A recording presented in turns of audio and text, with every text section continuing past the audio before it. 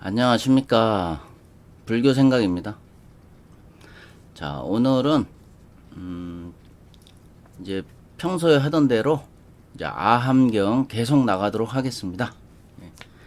자, 이번 챕터는요, 니간타가 의심을 못 품 해가지고 이제 계속 그 순서대로, 아함경에 있는 그 순서대로 나가겠습니다. 그러니까 니간타라는 게 이제 사람 이름인데요. 이 니간타라는 사람은 그 육사외도입니다. 그러니까 여섯 개의 그 외도가 있었는데 이제 사람이 6명이라는 얘기. 그러니까 6명의 외도가 있었는데 외도라는 뜻은 뭐냐면요. 불교가 아닌, 그러니까 부처님의 가르침이 아닌 브라흐만교 아니면 무슨 뭐 다른 그 당시에 또 지금도 있습니다만은 그 자이나교라고 있어요. 그러니까 그 당시에 많은 그 종교가 있었지만은 그러니까 대표적인 게 인도에서는 힌두교, 지금의 힌두교, 그때는 브라만교라고 그랬습니다. 브라만교, 그 당시에 브라만교하고 자이나교, 그다음에 여러 가지 또 몇 가지가 있었는데요. 이제 부처님 입장에서는 이제 붓다가 가리키는 종교는 아니기 때문에 그래서 그리고 이제 제가 자꾸 참나 견성짜리 얘기하잖아요. 그러니까 부처님 입장에서는 참나 견성은 안에서 우리의 안에서 찾는다. 이제 이런 입장이지 않습니까? 중도 사상. 그래서 안에서 찾는 도다. 근데 외부에 있는 그 자이나교나 하여튼 특히 저 브라만교는 바깥에서 찾는 거거든요. 참나가 됐던 뭐 이제 거기에서는 브라만교에서 이제 조물주가 되는 거예요. 그러니까 이 세상을 창조한 신을 브라만이라고 했습니다. 브라흐만. 그래가지고 부처님 입장에서 봤을 때는 이제 바깥에서 찾는 종교를 외도라고 했고, 이제 불교는 부처님의 뜻은 이제 우리 마음 안에 있다. 우리 마음에 있다. 이런 주장이기 때문에 안에서 찾는 거죠. 그러니까 외도, 내도가 되는 거예요. 그래서 부처님 입장에서는 외도라고 불렀습니다. 그러니까 불교 이외에 타 종교 뭐 종교인이 됐던 뭐 거기 제사장이 됐던 간에 외도라고 불렀습니다. 외도. 그래서 6명의 외도가 유명한 종교 지도자죠. 종교 지도자 중에 이제 외도 6명이 있었는데 그 6명 중에 한 명이 니간타라는 사람이 있었어요. 이름입니다, 이름. 그래서 육사외도의 이름. 그래서 이제 그 니간타 밑에 이제 부처님도 밑에 그 장자가 많지만은 그 니간타라는 사람 밑에도 장자가 있었거든요. 그거 지금으로 말하면 후원자예요, 후원자. 그래서 아이발 제불이라고 그 이름이 좀 특이하죠. 하여튼 이 인도 이름은 좀 특이한 이름이 많아요. 이제 우리나라하고는 다르죠, 당연히. 그래서 그 장자가 니간타가 시키는 대로 이제 가서 이제 네가 한번 물어봐라. 이제 그렇게 뭐 신령스럽고 뭐 실력 있고 진리를 찾은 열애라고 하니까 석가열애라고 하니까 네가 가서 이런 어려운 말, 힘든 질문을 해라 해서 당황스럽게 만들어라. 이제 이런 좀 안 좋은 뜻이죠. 쉽게 말하자면 안 좋은 뜻의 그 주문을 합니다. 그 아이발 제불이라는 사람한테. 그래가지고 이제 시키는 대로 장자가 가서 하죠. 이제 부처님한테 이제 그 인사를 하고 예배하고 이제 말을 하죠. 그래서 사문이라는 것은 일체에게 축복의 말을 해주고 두루 배부르게 해준다고 들었습니다. 그런데 부처님께서는 대중을 거느리고 이렇게 굶주리는 나라에까지 와서 백성들의 밥을 축 내니까 크게 이익되는 게 없어. 이렇게 얘기를 해요. 그러니까 그 말뜻이 뭐냐면, 그러니까 이렇게 먹고 살기 힘든 나라인데 불구하고 당신들이 그때 당시 그 제자가 1250명이 넘잖아요. 그러니까 여러분들 한번 생각해 봐요. 앞에다 1200명을 한번 세워놔 보세요. 새까마요. 그죠? 규모가 굉장히 큰 거예요. 그러니까 이 부처님, 석가모니 부처님을 따라다니는 사람들이 뭐 주민들까지 합하면은 어마어마했겠죠. 근데 제자만 1200명이니까 그 외에도 이제 또 따라다니는 또 이런 주민들도 있을 거 아닙니까? 거기에 또 뭐 좀 가난하고 좀 먹고 살기 힘든 그런 주민들도 따라다녔을 거예요. 그래서 그냥 제자들만 1200명이기 때문에 어마어마한 규모가 큰 규모죠.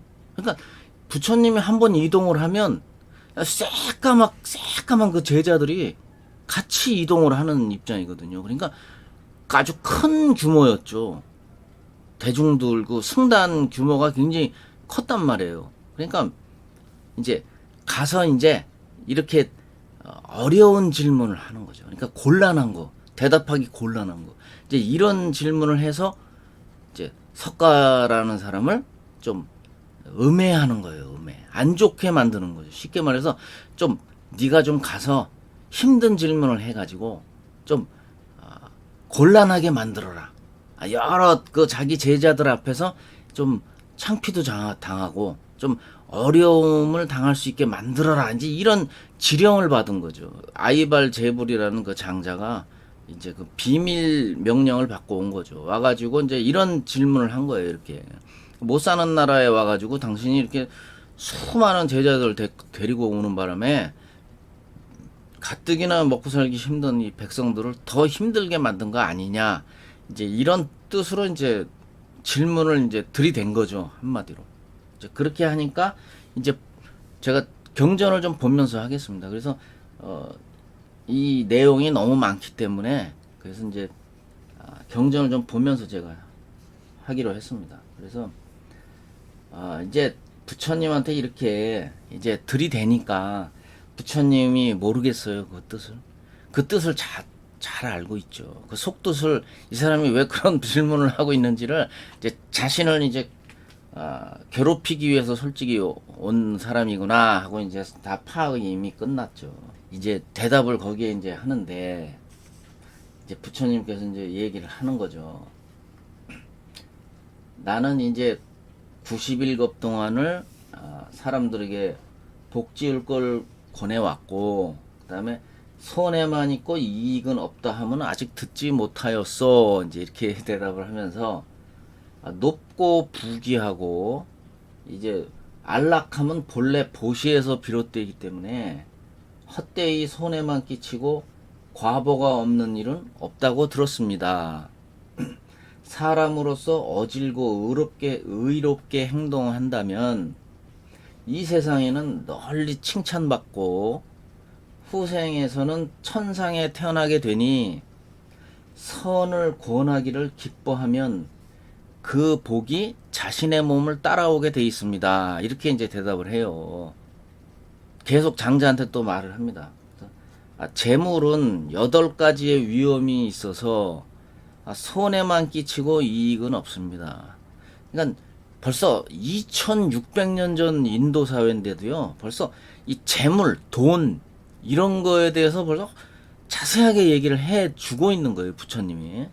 그래서 이제 총 8가지를 얘기를 하시는데 이 말씀하시는 거를 지금 현 시대 2022년도에다 갖다가 대입을 시켜도요.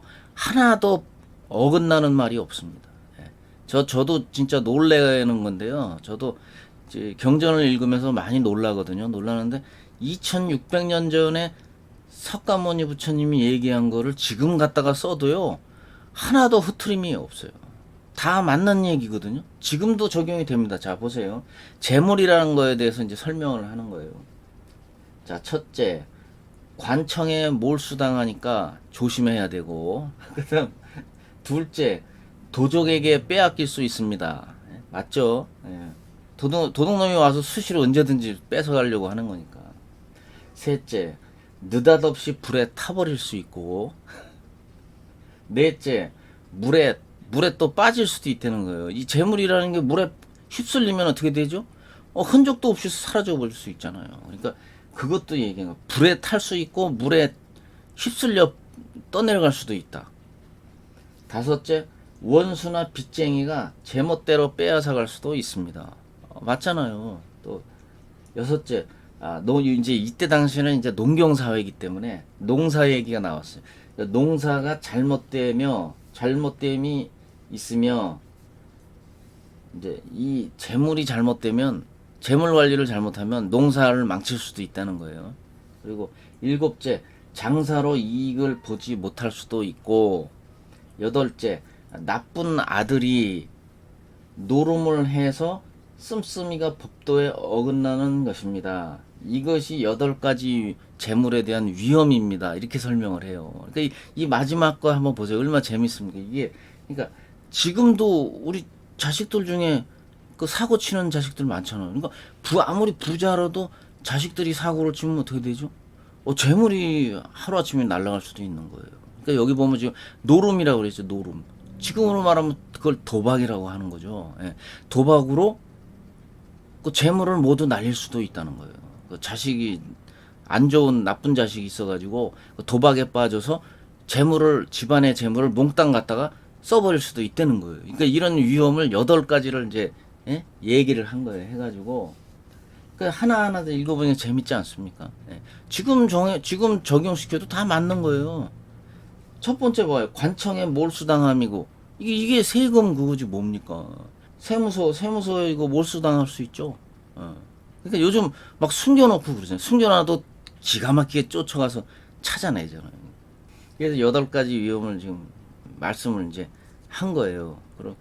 그럼으로써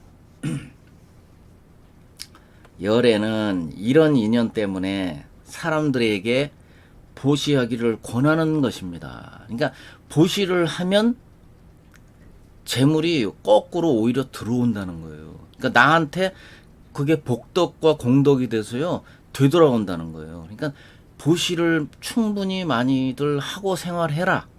그러니까 부처로서 이제 일반 그 범부들한테 그러니까 부탁을 하는 거예요. 너희들이 보시를 하면서 살면 몇 배 너에게 복덕이 돼서 되돌아올 것이다. 그거를 설명을 하고 계신 거예요. 이제 이렇게 해가지고 이제 계속 지금 되고 있습니다. 그러니까 이제 아이발 재불이라는 사람이 그 불법 이제 설법을 듣고 이제 할 말이 없잖아요. 그 부처님을 책망하러 간 건데 오히려 부처님한테 이 교화를 하고 있으니까 부처님이 교화를 하고 있으니까 죄송합니다. 어리석어서 미혹만 쌓았기에 바르고 참된 것을 모르고 도리에 어긋난 질문을 하고 말았습니다. 이렇게 하는 거예요. 그러니까 이제 이 석가열애가 이제 꿰뚫어 보고 있으니까 장자라는 사람도 그 바보가 아니잖아요. 그러니까 벌써 상대방이 보통 사람이 아니고 부처님이 벌써 꿰뚫어 보면서 그 말을 해주고 있으니까 겁이 난 거죠. 겁이 나가지고 실토를 합니다. 그래서 니간타라는 사람이 사실은 시키는 바람에 공손하지 못했던 것이니 부처님께서 은혜를 베풀어서 이 허물을 용서하여 주십시오. 이렇게 얘기를 해요. 그러니까 용서해 달라고 이제 그 숨겼던 그 뜻을 비밀 명령의 뜻을 이제 다 밝히죠. 자기가 스스로 실토를 하는 거죠. 이제 부처님한테. 그러니까 부처님께서 얘기를 합니다.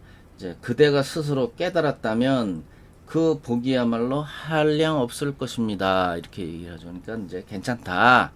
그럴 수도 있다. 이제 이런 이제 복이 이제 깨달았다면 이제 일종의 후회를 하고 이제 자기가 실토를 한 거니까 이제 괜찮다고 이제 용서를 해주는 거예요. 그래서 마음이 어리석어 깨닫기 어려우니 묻고자 합니다. 또 이제 의심 가는 게 하나 있어 갖고 이제 묻는데요. 그러니까 부처님이 마음대로 물으십시오. 이제 이렇게 얘기를 해요. 열애께서는 자비와 평등을 널리 구제하신다고 들었습니다. 법의 가르침이 치우치고 고르지 않아서 도를 얻는 이도 있지만 얻지 못하는 이도 있지요.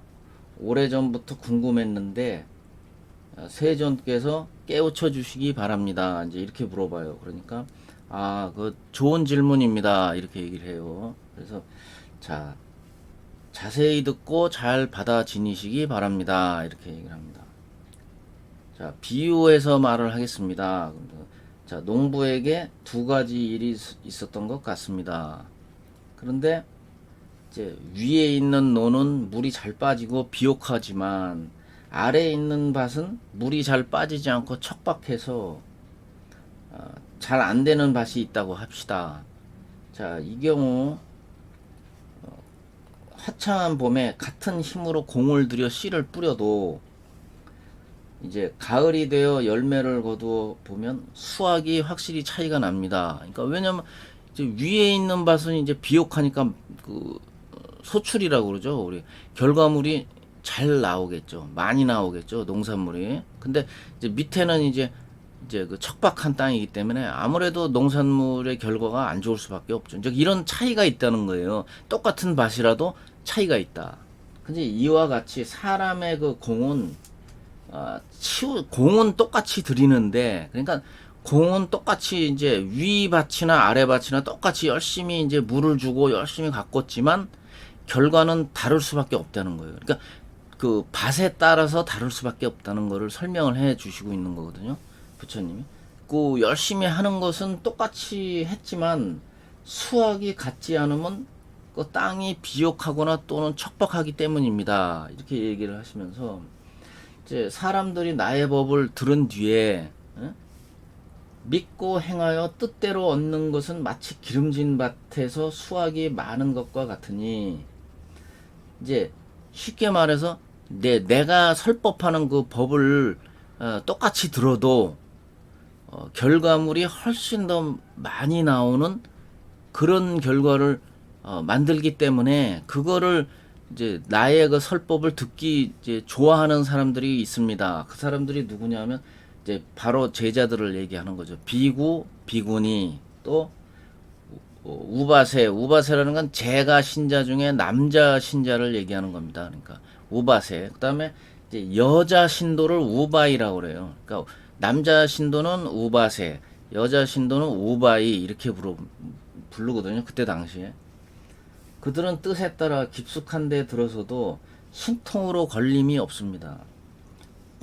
그러니까 만약 사람들이 도의 말씀을 듣고도 등을 돌려 믿지 않는다면 그것은 마치 척박한 밭에 심어진 싹이 나지 않는 것과 같으니까 지금의 그 니간타 등 육사 외도들은 거기에 해당됩니다. 이렇게 얘기를 해요. 그러니까 그게 무슨 소리냐면요. 그러니까 이제 지금 이제 석가모니 부처님의 이제 제자들은 이제 나의 설법을 들으면 그 비옥한 그 밭에서 나는 그 많은 그 풍성한 농산물이 나듯이 한다는 것을 알고 내 말을 잘 듣고 설법을 따르지만 나머지 육사 외도들은 그 아무리 공을 들여도, 왜냐면 나의 설법을 듣지 않기 때문에 그 브라만교 외도잖아요. 그러니까 그들은 그 척박한 땅에서 소출이 거의 농산물이 나지 않는 그런 결과를 얻을 수밖에 없습니다 하는 거를 설명을 하는 거예요. 붓다의 설법을 듣는 사람이 축복을 받는 거지, 그 나머지 육사 외도들은 우리 제자들처럼 이렇게 축복받는 입장은 못 될 겁니다 하는 거를 설명하고 계신 거죠. 부처님은 또 계속해서 장자한테 얘기를 이제 하는데, 이제 그거는 이제 지난 세상에 이제 착한 일을 당신이 하다 보니까 열애를 만날 수 있는 그런 공덕을 쌓았기 때문에 직접 이렇게 눈앞에서 열애를 만날 수 있는 겁니다. 열애하고 대화를 하잖아요.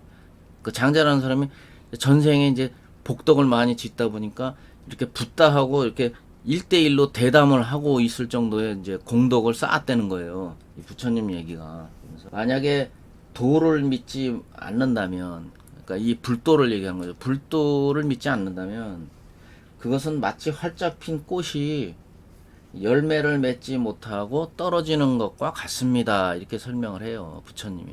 그러니까 당신은 이 석가 붓다를 만나서 이렇게 1대1로 얘기를 하는 것 자체가 큰 공덕을 얻은 것이다. 이렇게 설명을 하고 있습니다. 그래서 니간타가 의심을 묻는 품은 여기까지 하겠습니다. 자, 다음 영상에서 또 뵙겠습니다. 예, 감사합니다.